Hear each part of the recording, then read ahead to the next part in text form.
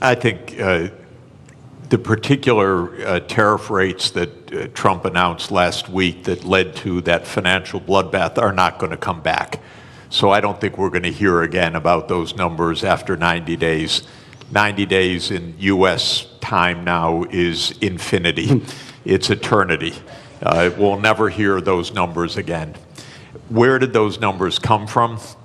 Something, again, so stupid you can't believe that any country would do this. But the idea is the following. As I said, if you want to know what your trade balance is, you earn some income, so you sell some services to somebody, and you buy things. And if you spend what you earn, you're in trade balance. Technically, you're in current account balance. Now, most of us, I work for one employer, my university, so I run a big trade surplus with my university. And then I run a pretty big trade deficit with the grocery store that we buy our groceries from. And if I have to buy shoes, I run a trade deficit with the shoe store and so forth.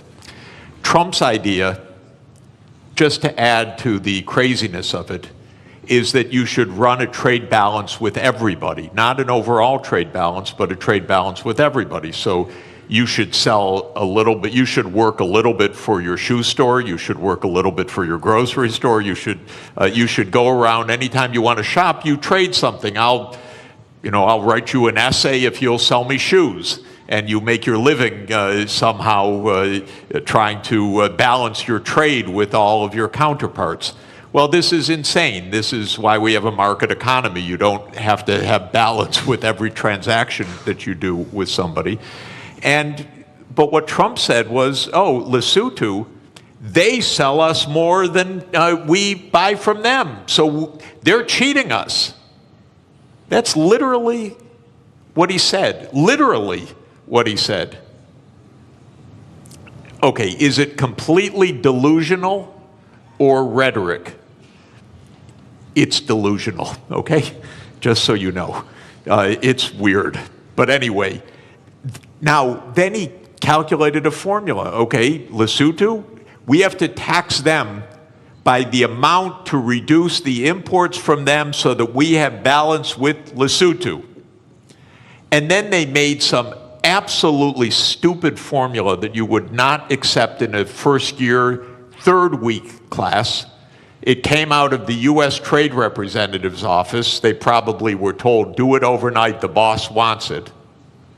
And then they came up with a list of tariffs, country by country, based on the bilateral trade balance. You cannot make this stuff up. This is not it used to be not a Mickey Mouse country, my country. But this is Mickey Mouse. This is not, and I apologize to Mickey Mouse. He would not do this. Mickey Mouse is smarter than this. So we are in a crazy land, actually, with this. Now, it stopped for a moment. We'll never hear those numbers again. I don't know what we'll hear in 3 months. God help us, really. Because it probably won't have to do with trade. It'll have to do with something else. But we can't normalize this as what's the rationale, how to negotiate, what to do. Of course, 60 countries immediately said, we'll rebalance with you.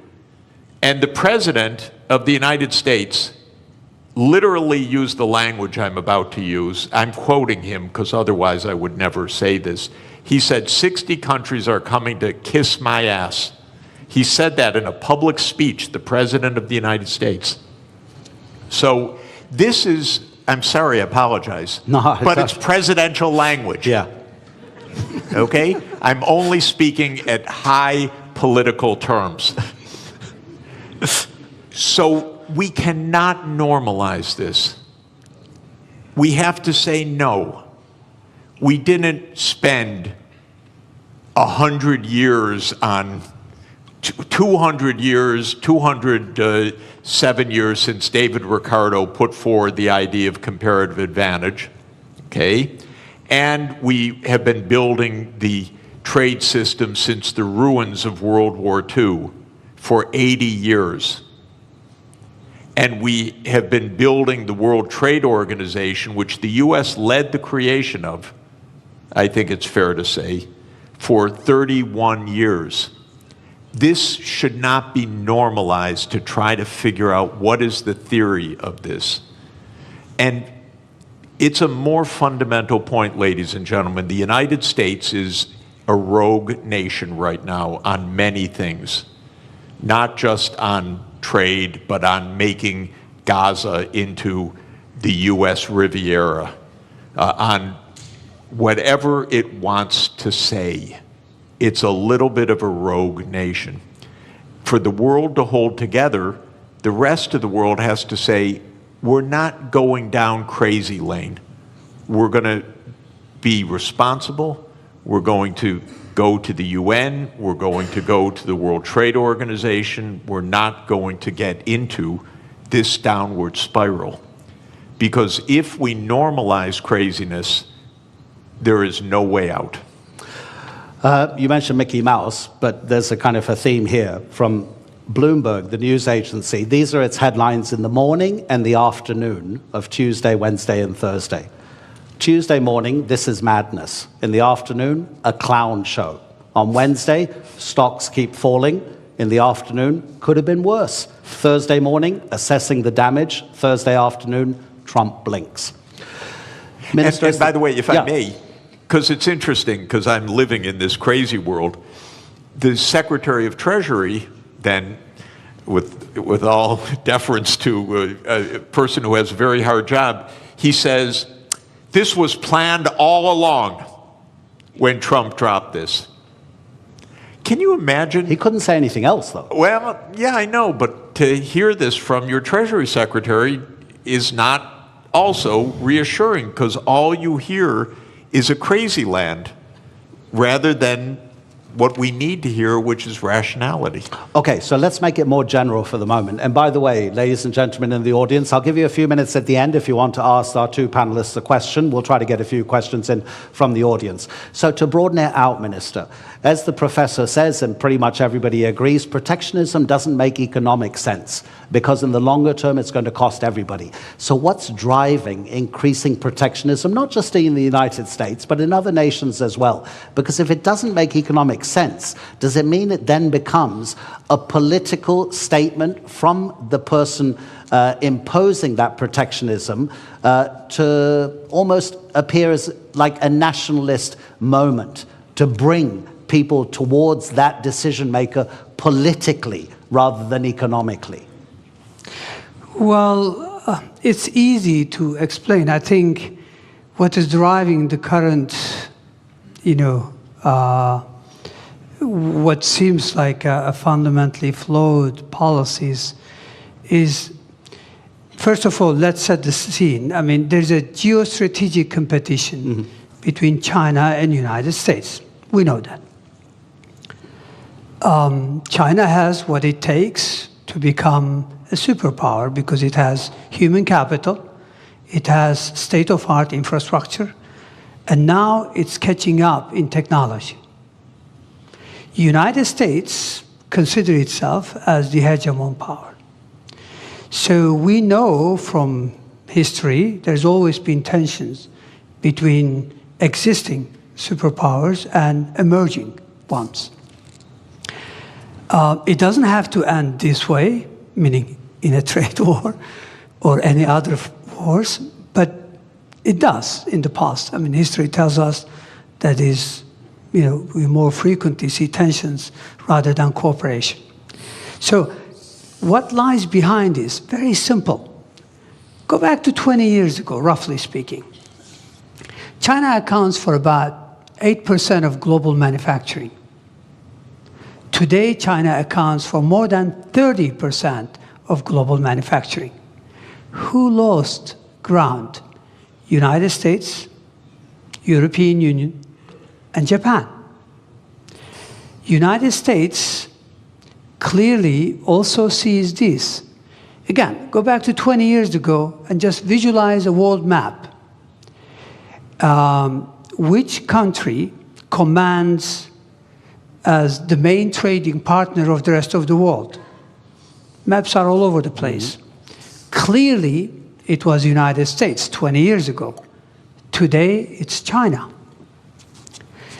Now, normally, the way you would respond, the way I would respond, is that, look, we need sound policies, structural reforms to regain ground.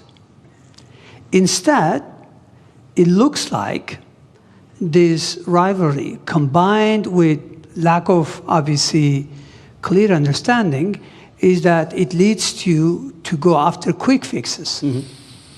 And quick fixes, which is also to do with populism, nationalism, is to blame others and is to present it in a simple fashion. The reality is you have to be more competitive. You have to invest in upskilling, reskilling your population.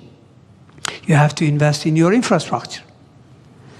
And you have to, there's a long list of homework. But those are politically difficult to deliver. They take time, and they're difficult. So structural policy has been lacking in most countries. And when you can't deliver structural transformation, then you rely on monetary policy to fix things.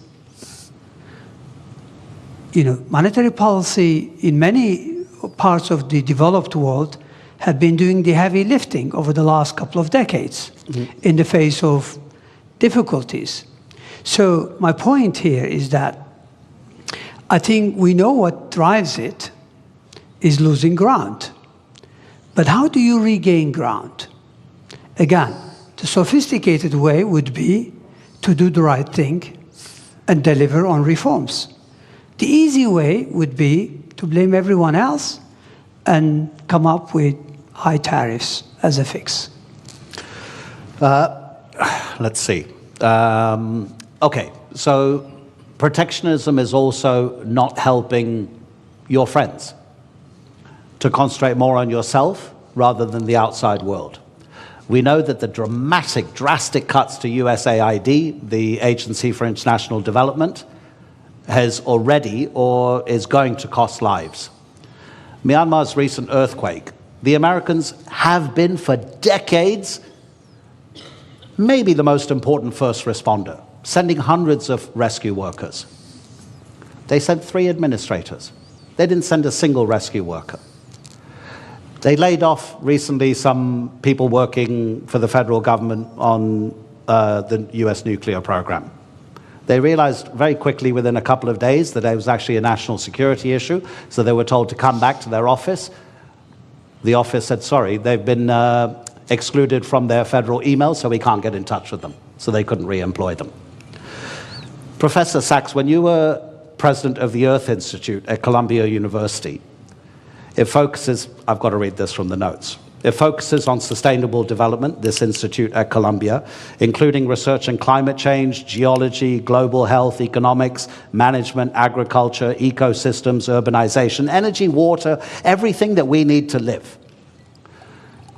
So how does protectionism affect these kinds of relationships between one country and another country? Yeah, it's actually deglobalization. I want to answer that by continuing on with the brilliant explanation that the minister just gave about the hard stuff and the easy stuff. Yeah. So just to say, in American politics, the swing states in the presidential elections in the last 3 elections in particular have been the Midwestern states. So those are states like Michigan, Indiana, Illinois, Ohio, Pennsylvania, Wisconsin, Minnesota. These are states that can go either way.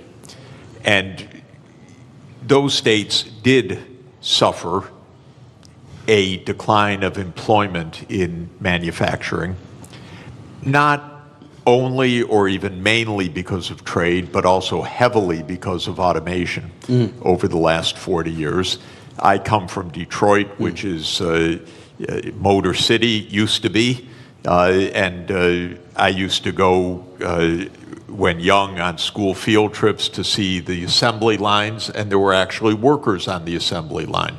But now if you go to an automotive plant, it's all robots, very, very few people inside. That's not because the jobs went overseas. In that case, that's because the assembly line itself became an automated phenomenon.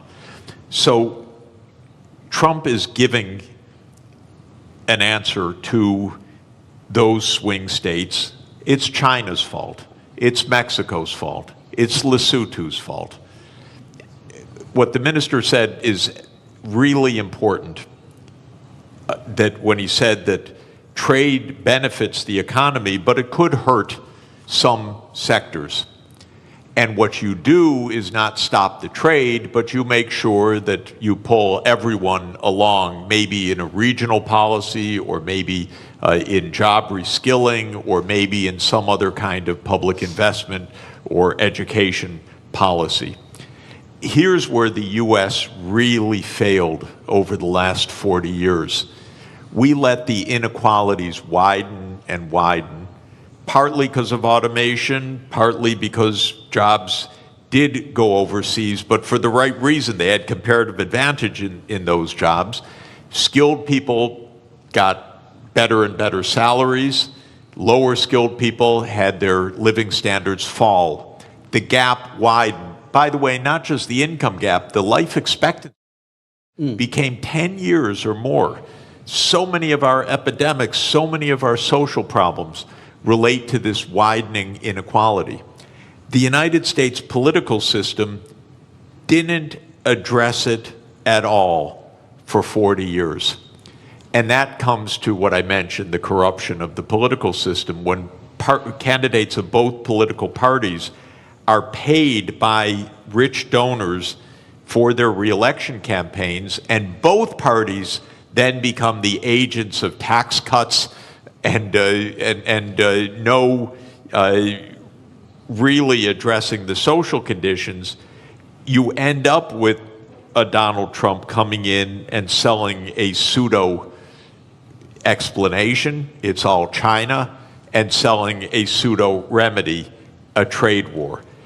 What the auto workers are going to learn right now is they're going to lose jobs by even the tariffs that have been put in place, because we need the intermediate parts brought in from elsewhere. Now they face higher costs, and the United States can't compete at all with Chinese electric vehicles. The United States has basically handed China the electric vehicle market for the next 20 years. So did Europe, by the way. Europe delayed the transformation to electric vehicles, said we produce great internal combustion engines, we're going to continue to do that. The world actually needs electric vehicles because of the climate crisis. So all of this is to say the real hard work is to think ahead. Mm-hmm. The country, by the way, in my experience of working all over the world in the last 40 years, that thinks ahead the most is China. Mm-hmm. China's success is not random. China's success actually is a lot of forward-looking planning. In 2014, China issued a document called Made in China 2025. And it wasn't a protectionist policy, it was we need to invest in the technology so we can be at the forefront.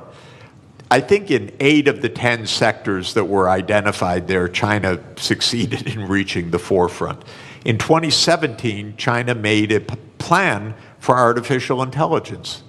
This is already 8 years ago. DeepSeek didn't just come out of nowhere, it came out of a long-term strategy.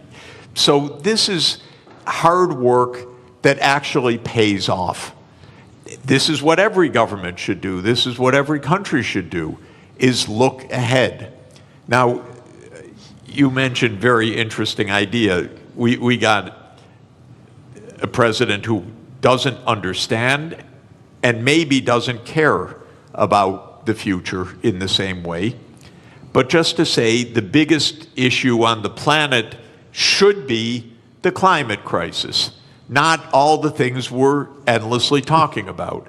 And every part of the world is going to suffer terribly by what has been built in terrible, very dangerous climate change. It's out of the headlines. But, you know, I had a very difficult job. I was the director of an institute with 300 climate scientists for 14 years, some of the world's leading climate scientists. The reason it was a hard job is that every week they came up and told me, it's worse than we thought. They would give me endlessly grim news. And the lead climate scientist at Columbia University is a man named James Hansen, who I regard as the world's leading climate scientist. And he produced a study in January that said it's much worse than we have thought. The world's temperature has gone up by 0.3 degrees Celsius in 3 years. We have had 21 months of the last 22 above 1.5 degrees. That's the new baseline, by the way. That's not because of an El Nino effect. That's the new baseline. We already blew the limit that we set 10 years ago in Paris that we said we would not exceed. We're already above it. And what Hansen says is we're rising at an accelerating rate. Now the average rate is probably between 0.3 and 0.4 degrees Celsius per decade now on average. So we'll be at 2 degrees excess. What all of this means is profound danger 20 years from now, 25, 30, but we're already seeing terrible danger today. I don't want to minimize what's already happening. Los Angeles burned down, massive forest fires in Korea last week. It's everywhere. My wife and I are nonstop traveling. Every single place we go is some kind of climate crisis, literally. It's a drought, it's floods, it's heat waves, it's pest infestations, it's forest fires. And the sea level is going to rise by many meters, which is not great for Istanbul, by the way, and not great for coastal areas. It's very dangerous what is built into the system. Now, what is Trump's answer for this?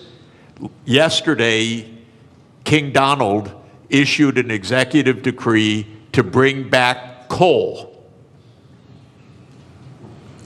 It's willful destruction of well-being, willful. And that is, again, he pulled out of the Paris Agreement. What I'm hoping, ladies and gentlemen, is the other 192 members of the UN have to say, no, we're not entering a crazy land. We're going to take care of our future. Right now, I live in a crazy land. But the rest of the world has to avoid the crazy land, has to avoid normalizing this. I don't know if any of you saw it. During the height of the coronavirus pandemic, an Australian artist, cartoonist, drew a cartoon which had the first tidal wave, kind of a tsunami of economic recession. There was a bigger tidal wave tsunami behind it, which was COVID-19, and then a huge one over both of them, which was the climate crisis. So get ready, I'll give you a chance to ask a few questions, but I just wanted to address one final issue to the minister. And I was getting a bit depressed, Professor, when you were talking about that. I tell my kids since they were born, they're now 21 and 19, live anywhere you want in the world, but don't live near the coast or near a river. The professor is saying that the climate crisis is going to be one of, probably I'm kind of, putting words into your mouth, Professor, that deglobalization, if it becomes more and more of a popular sentiment and policy, the climate crisis will be affected because of a lack of cooperation through deglobalization. Minister, what other big dangers do you see if the trend of deglobalization gathers pace? Well, as I mentioned earlier, in addition to the impending climate crisis, which could have a devastating impact on the future of humanity, I think we are faced with significant headwinds that already exist, but some of them could become more complicated. One of them is high global indebtedness. Mm-hmm. If protectionism, clearly goes the way it is today, meaning if we really go into these trade wars, and if this leads to higher inflation, even for a couple of years, if that's the case, then that means long-term interest rates are likely to rise. And if that is so, then many countries are already struggling to manage their debt service. Global indebtedness, if you look at it, overall indebtedness was 328% last year. 328% of GDP. Yeah. This is huge. When interest rates are very low, no big deal. But when rates go up, clearly that's a big issue. I mean, look at the Turkish scene. Yes, we've had a domestic domestic issue that led to some market turbulence. But what happened post-April 2, CDS have gone through the roof. CDS are country risk premium. Our external bond yields, 10-year, 5-year, they all gone up significantly on the back of these tariffs. I think there are already many countries, according to UN, that pay more on interest on that than what they are able to earmark for education and healthcare combined. So I think we already have issues such as indebtedness that the current trend could exacerbate. Aging population already could create huge constraints on public finances going forward. So those are some of the additional headwinds that exist that could actually serve as speed limit or a drag on growth. So I think the world, and I agree with Professor that the world has to, rather than going down this path, we need to cooperate more. We need to work more closely on climate change, on how to address other problems, because protectionism will also lead to probably global inequalities. Mm-hmm. If you don't allow AI chips to be freely available to everyone, clearly that's a big issue, because then many countries will be left behind in terms of tapping this AI that has immense potential to boost productivity. Protectionism is not limited to trade of goods and service. It's now associated with financial flows, with diffusion of technologies through FDI. So clearly, I think we'll be worse off unless we cooperate, unless we return to multilateralism. But sadly, right now, it's all about shift to minilateralism. A few countries getting together, but that's not enough. I think issues are too big for few countries to address. I think, the rest of the world should come together. So yes, there are significant challenges. When you mentioned aging population, I have a good example from Europe, that only 2 countries on the entire continent are having enough babies to sustain their population level. That's Ireland and Portugal. So you imagine the pressure on the taxation system and the spending on those other countries that are not sustaining their population levels and are just getting older and older and older. Okay, let me look at the back as well if anybody has any questions. We've got about 7 minutes left. And please, make it a question, not a lecture, because if it's a lecture, I'll have to stop you. Gentleman over there and gentleman over here. Okay, please introduce, there's a microphone. Thank you very much. Doesn't work? Yeah, it does work. Okay, thank you very much. I have a question for Mr. Jeffrey Sachs. My name is Sarp Sinanacer, and I'm from Harici News.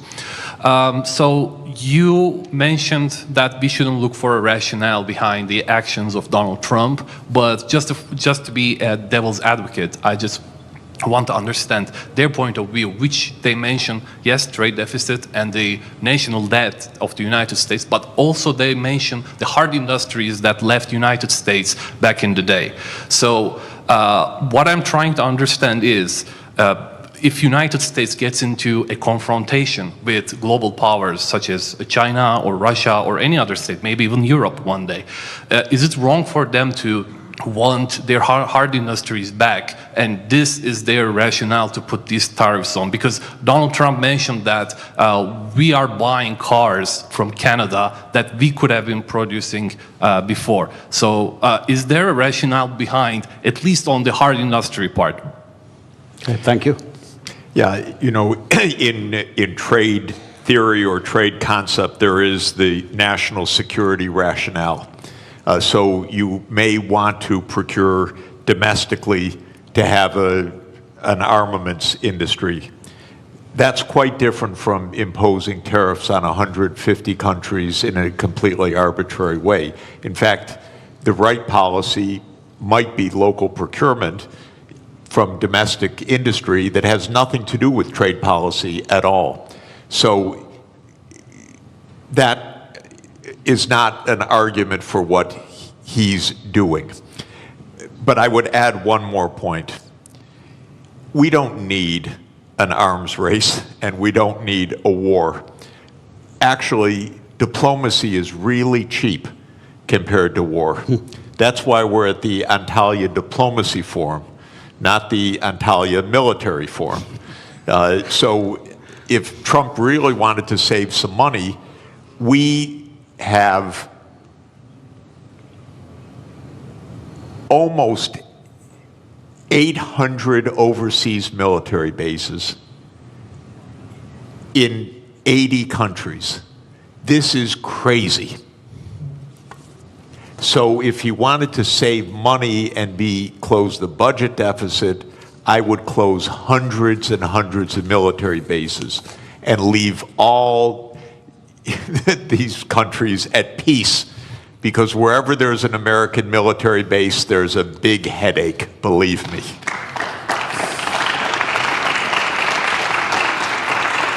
Sir, okay, is your question to the finance minister? Is your question to the finance minister or to the professor? Because I want to even things up. I would come back to you if it was for the professor, but if you, okay, let's address it to the finance minister.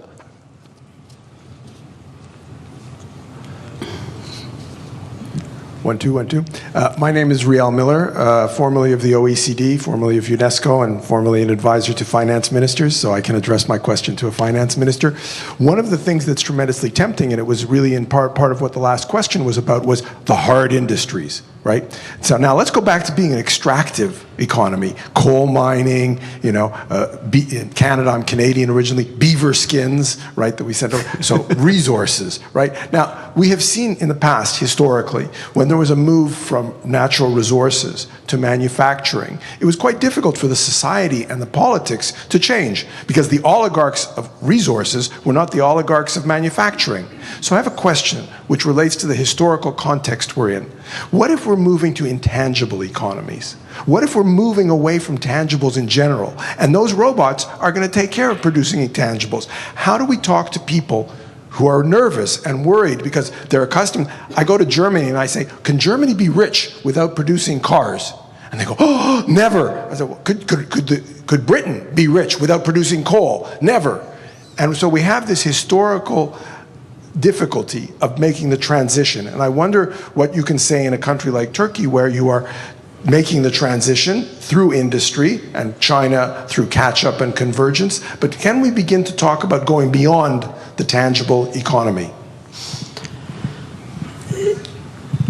Of course, we can imagine, because if you look at the last couple of 100 years, there has been significant, trends.